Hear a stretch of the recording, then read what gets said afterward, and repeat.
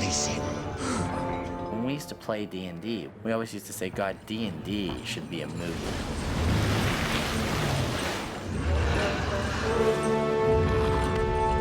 It's great imagination. I mean, there's no way you could make one movie and use everything that's in that world. First question was if I ever played the game, and I had, so it was a neat opportunity to start designing monsters and characters that I played with when I was a kid.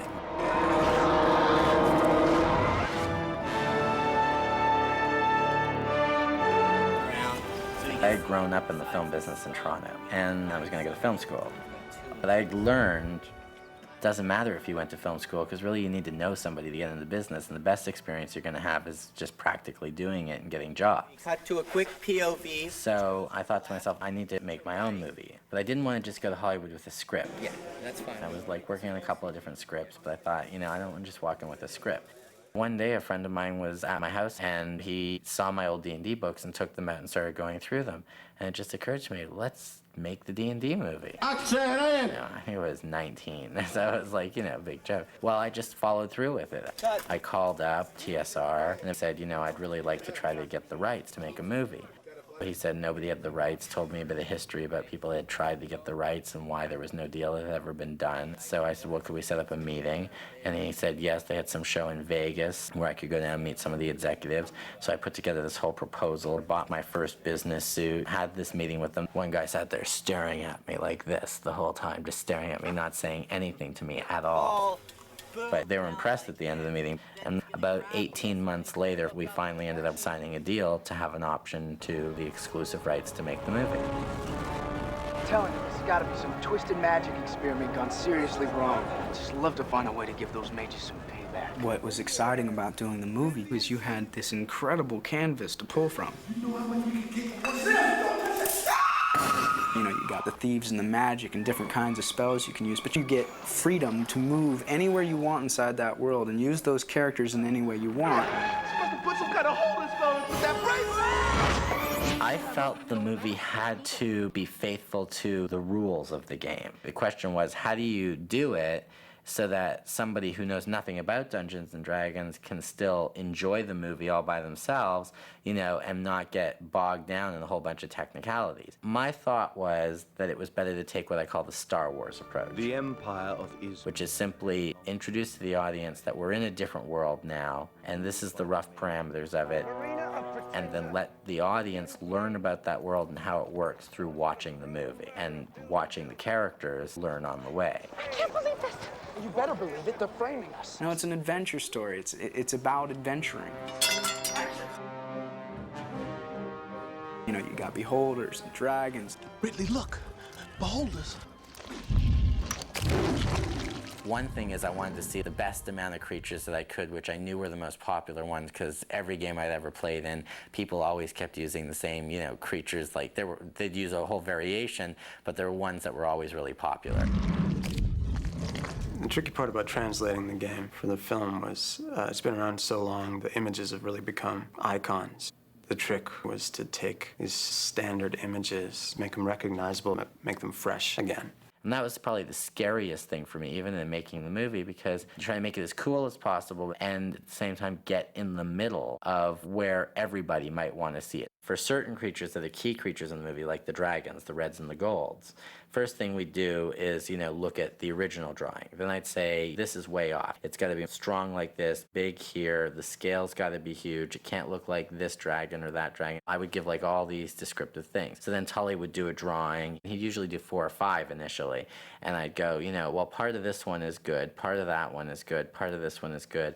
Let's try to combine the good parts of those ones into a new one. One thing that bothered me with a lot of the dragon designs that I'd seen before is they always looked like slow, ponderous, brontosaurus type creatures. It just bugged me. I wanted these dragons to be meaner and faster. So even though they're reptilian, there's a lot of sort of cat anatomy in there to let them have that real hostile, dangerous movement. And the gold dragon is a good dragon, and in the movie it fights on the Empress's side. So it was important that it be very regal, still mean and threatening, but statuesque, royal guard, sort of a crown of horns, like a royal headdress. The red dragon are the nasty ones. They're like the mean pit bull type dragons. They're much more compact. They're a little smaller. Sharp things everywhere. A lot of horns and teeth and hooks made for tearing and stuff. Once he got the approval on the artwork from me, then he would go and create the maquette. So now we had a 3D reference that we could then go show our visual effects houses so that they could scan that in and start on the wireframe for creating the internal skeleton of what these creatures would ultimately be at the end of the day.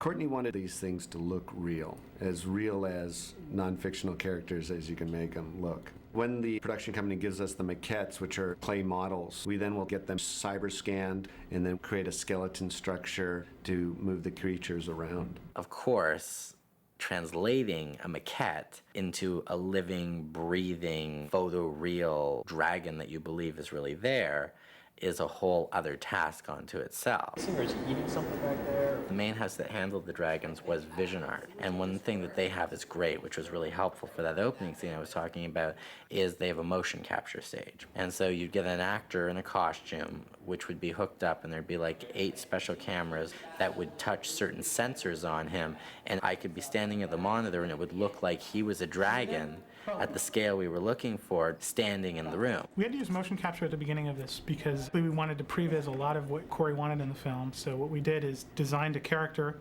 that was, basically the same design as a dragon. It was very low res.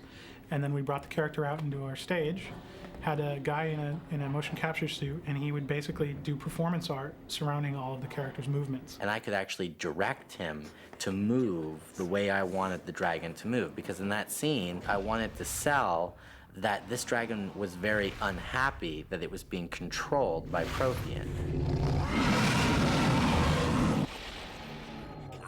That was a unique piece to do because we had to create a complete CG environment. The whole dungeon that the dragon is in is completely CG, and it has to cut with live action. So what we did is, just like you would in a regular production, give it to the editor who cut the whole sequence together, and then we knew exactly what we needed to use and what pieces we needed to work on.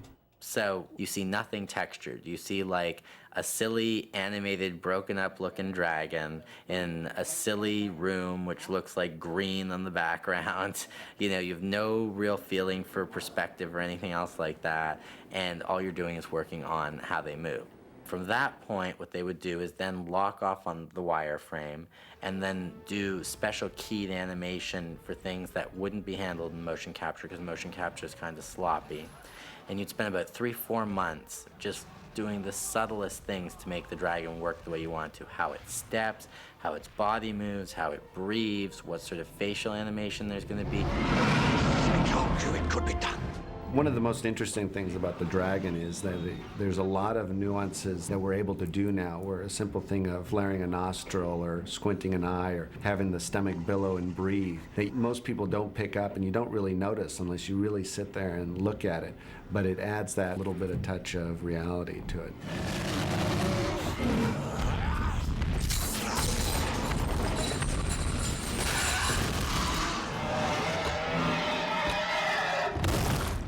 In the end scene, it was more complicated because there's several layers that needed to be added.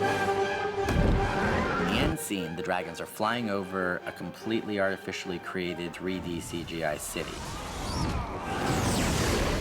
We had shots with so many dragons. I've never done anything like that with so many characters in one particular shot. There's one shot in which I have something like 13 hero dragons, so that was a logistical nightmare. We created our own software package, what we're calling flocking, where we would hand animate only a few of the dragons, and then we can apply it to multiple dragons. Basically say, I want these 10 dragons to fly from point A to point B, and we can put obstacles in their path. And then the computer software just goes, and it's intelligent enough to fly that path, avoid obstacles, and then also not collide with each other. And what that did was we were able to animate 75 to 100 dragons flying around back and forth and fighting each other without having to hand animate each one. There's a chase through the city in which we dive and we fly through buildings. I think that was, for me, it was the most interesting. A lot of people map out animation shots differently. There's keyframing, but there's also key events that you want to hit, almost like hitting your mark.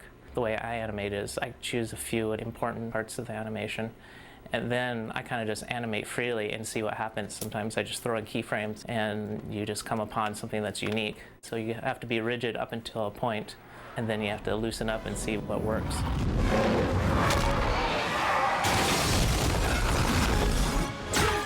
The other hard part was there's a lot of action and interaction between the main characters because this is the climax of the movie.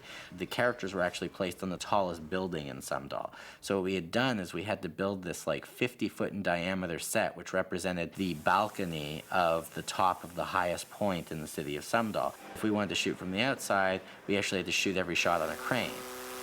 The blue screens everywhere had to be filled with the dragons fighting in the sky behind the characters that were interacting with each other on the set. Those were really hard because it was like a movie within a movie and everything had to match with the hero dragon shots.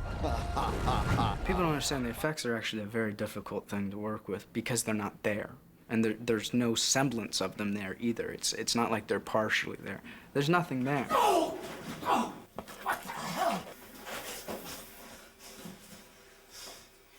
Force of some kind. I've never seen this kind of magic. To Corey's credit, what he did with all of us was he gave us a very clear understanding of what was going to be there. What is it? It's a wall of force of some kind. I've never seen this kind of magic. George Gibbs built the maze, and George Gibbs is an Oscar-winning effects guy who worked on Star Wars and Indiana Jones. He's the best. I mean, he really is the best. That was a pretty hairy sequence. We go through the first room, and there's lots of axes in there. Those are all suspended on a rigging above the set, and that rigging is made out of steel, and those axes are made basically out of steel, and the actual axe itself is wood, tipped with styrofoam. But the axes themselves weigh 300, 400 pounds. And when they drop them, it's just inertia. So, you know, there's a brake on there, but you can't break those axes fast enough to stop it on the way down. It'll take 2 or 3 rotations before the axes actually stop. And we were doing one shot where I put my hand into the light and I trigger the axe and I turn around and it comes down at me and I jump out of the way. And we'd done this 3 or 4 times. And what was happening is the axe wasn't entering frame before I was leaving frame. And I said to Corey, I said, it's okay, but it would probably be better if I was in the frame with the axe. And Corey looked at me and went, yeah, that would be better. Let's figure out how to do that. And I put my hand in the light, and when they let it go, it was coming at me so fast I had no time to think. I didn't have time to react. I don't even know how I moved. I just, if you watch it, I just kind of come off my tippy toes and get out of the way. But we got it, and when they finally cut, I hear, it's great, it's great, it's great. The rug thing was an element in the movie where Snails was breaking into Damodar's chamber after Damodar had actually gotten the map with the location of the Rod of Savril. And as he was walking towards it, there was supposed to be a trap right in front of where it was sitting, which is a quicksand rug, which would suck him into oblivion, basically. We had contemplated doing the rug CG, but George said, no, I can do this. So we dug out the floor for about 8 feet, put this little lift that would be up. There was a certain spot Marlon was to step on. When he stepped on it, he'd actually be stepping on the lift. And then the lift would immediately start to lower, thereby sucking him into the quicksand, which was really 6,000 pounds of oatmeal. It was really an ingenious little trap. The film was shot in and around Prague. There's such wonderful architectures, very medieval, very Baroque, which have, in a way, another worldly sort of quality to them. For example, in the Empress's Chapel. But how can he get the council to turn against me? In the Opera House, which we used as the council hall. Your loyalty is commendable. And there were the Strahov Library locations, which were the laboratory and study room for the magic school. I never saw a scroll so hard to decode. The other location that worked very well for us was called the Bone Chapel. It's in a town called Kozice, about 2 hours from Prague. And this chapel is entirely decorated with human bones. These were people who were exhumed some years after the plague, at their request apparently. And then in the 19th century, an artist came to the chapel and devised these very interesting architectural fixtures from these human bones. And see our friend Vilda. We really wanted to bring a layering of many centuries and many cultures to Sumdal and the world of D&D overall, something that was at once familiar and unfamiliar and a little unusual. The city that we were creating to tell you you were in another world is not a real city, it's a fantasy city. In order for you to believe the story, you have to abhor the city. You have to look at it and believe that this is a tangible place. Almost every single shot starts as a watercolor. That's then scanned in, and then it's used as a template for either a full 3D environment or a 2D matte shot. And once that's finalized with the director, we go ahead and build a really, really rough 3D version with lots of camera motion, with some attempt to do lighting, but primarily for motion. And that is the animatic phase of doing it. The next stage after doing the animatic and having, doing the different tweaks to the motion and the lighting and the model is to go ahead and start producing textures, because that's the main thing that's missing. For the Profian's Castle shot, we went to the concept art that the art department supplied us, which is really cool looking, which had one particular image of the Chicago Tribune building, which helped us to identify in a more detailed way what the detail look of the building would be. And so you see actually both those images right here. Basically all the textures come in one form or another from photographs. We have tons of books on Gothic architecture, and we'd scan different pieces of different buildings that we liked, where the lighting was such that it would function well as a texture. And it's really like collage, It's too much work to invent this stuff completely from scratch. So this is the final shot. A lot of hours went into putting this thing together. It was not easy on the machines. It takes forever to render, but we hope that it's worth it. The Empire of Innsmouth is divided between two classes.